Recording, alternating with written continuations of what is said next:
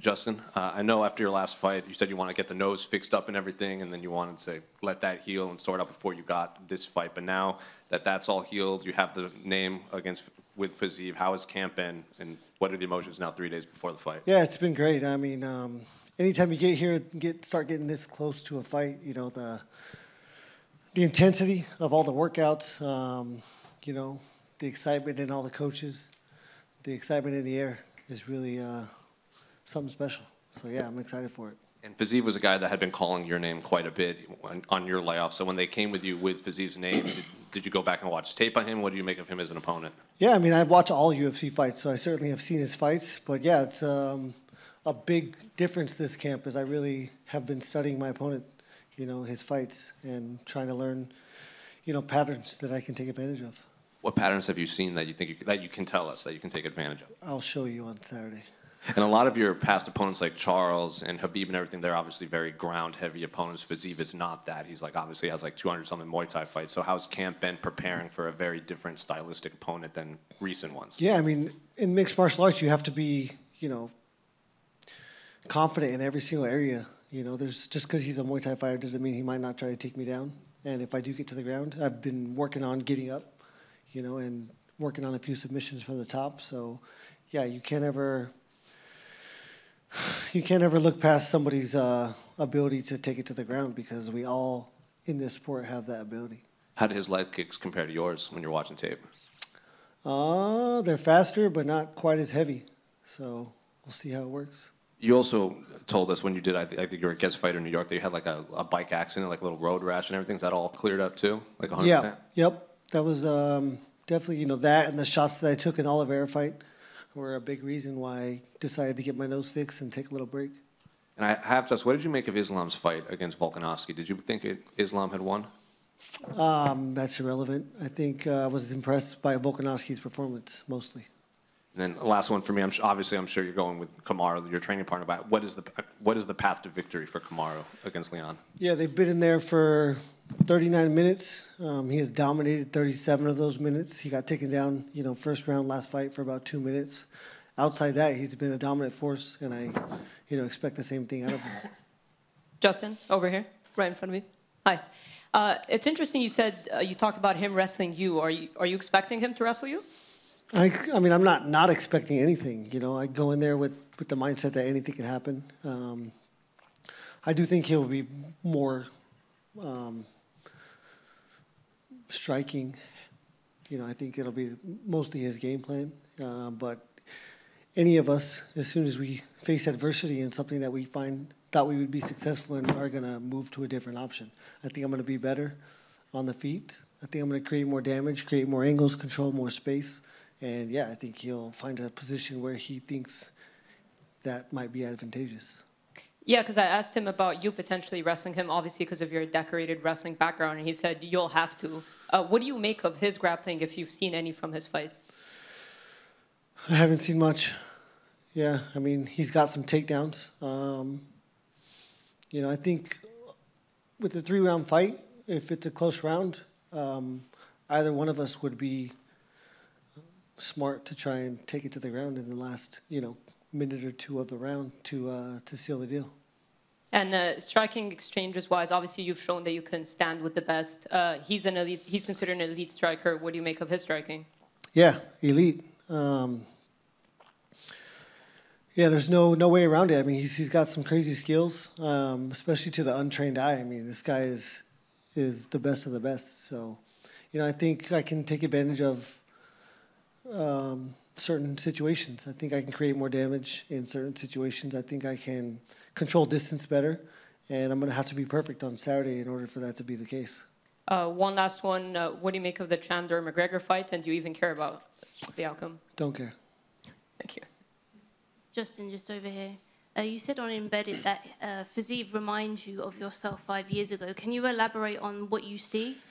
Yeah, I think just the confidence. Confidence is such a huge factor in there, and he's full of it. He's full of confidence, which is a great thing. Young, hungry, dangerous combination. So, saying he wants to eat my heart, that's the shit I was saying, not too long ago. You said just there that it's a dangerous combination. Do you think that is dangerous for him going in there with that mindset? I think it can be good and bad. If you know, I think it'll prove to be good in situations, and I think it can be detrimental in situations. I don't think there's one way for anybody.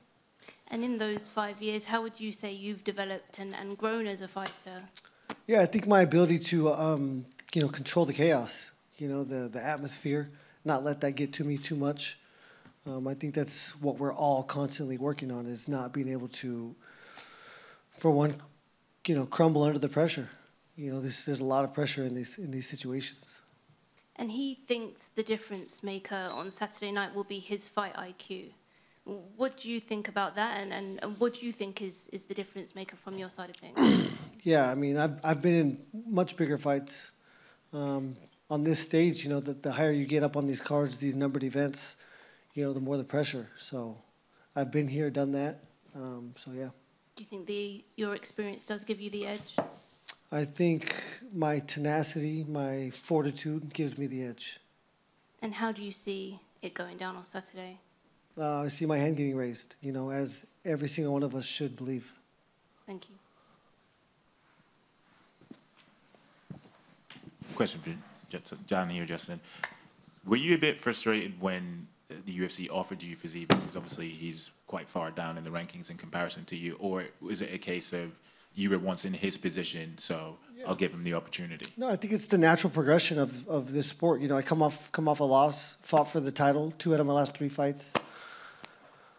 Number 6 isn't that far down. So yeah, I think at this point I got to get a win, and it doesn't matter who it is. And do you think an impressive showing will catapult you back into the title talks? Or? I think I'm sitting at number 3 right now. I'm going to fight, down in the rankings, as I think I should. And then after that, there's Poirier in front of me, Oliveira in front of me. Who's going to fight Dariush? The winner of that fight's going to fight for the title. So I either fight Poirier next, and if that's not the case, then I fight for the title. Thank you. Justin, hi. A lot of pay-per-view events now have like 2 title fights on them on the main card, but I think most UK fans are actually really excited about seeing you fight live on UK soil more than they would be if there was a second title fight on this card. Do you take a lot of pride in that? Oh, yeah, of course. I mean, I'm going to blow the roof off this arena. I'm the most exciting fighter that has ever stepped in the octagon in the history of this sport, and of course I pride myself in that. With that said, when you're in those types of fights that you're so famous for, what do you have? What is going on in your head in those moments? I spoke to Dan Hooker recently, and he was saying that he's kind of got 2 voices in his head. One saying, like, "What the fuck am I doing here?" and the other saying, I think the quote was "Pony up, bitch," which I don't fully understand. Yeah. But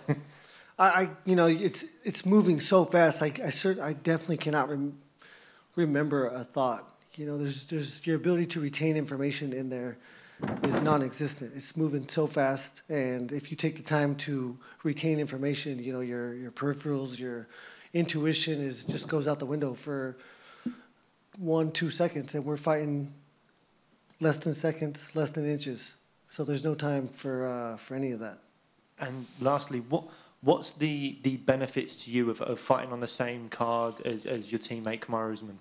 I mean, I think with this being such a mental battle, knowing that he's going after me, vice versa, him knowing I'm going before him, it just gives you that confidence that you're not, you're in there alone, but you're not necessarily alone.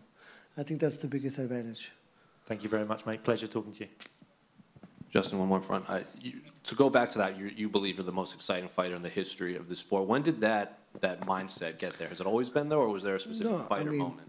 I don't just believe it. You believe it. You all believe it. You know it to be true. It's not on purpose. It's just who I am. It's how I compete. I'm cut from this cloth, as they say. If you're number 1, who's number 2 and 3? Number 2 and 3. I mean, if Fiziev keeps it going, he'll be up there pretty soon.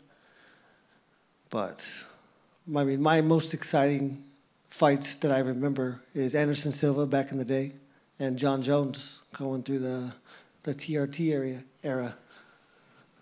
We were talking about this earlier, so I'm just going to ask you. people say that he's got an asterisk on his career because of some of the drug stuff, but in that era, he was fighting guys like Vitor who have been Yeah. proven. So do you think that asterisk kind of is irrelevant because he's fighting the same sort of... Yeah, I think it's irrelevant. I think if he was to get popped now, I think it would be a different case. But yeah, in those times, in that period, it was a different ballgame. Just over here, just another one. You mentioned briefly about the Beneil Dariush and Charles Oliveira fight that's coming up. Obviously, you've been in there with Charles Oliveira, so how do you think he does against Beneil? Man, this game is so crazy. You know, anything can happen at any moment. I don't think he's gonna. You know, obviously, Beneil's not gonna be scared of the ground game. I think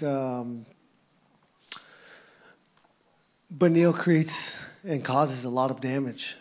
And if Oliveira goes down, he'll be unafraid to follow him to the ground, just like Makhachev did. And he submitted him right after that. So I think that's a scenario that could happen. Justin, you mentioned about being the most entertaining fighter on the planet.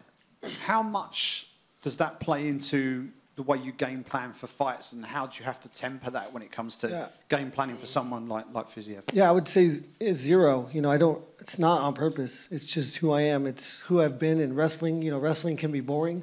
My wrestling matches were never boring. It's just the way it is. I don't know why. I can't turn it off.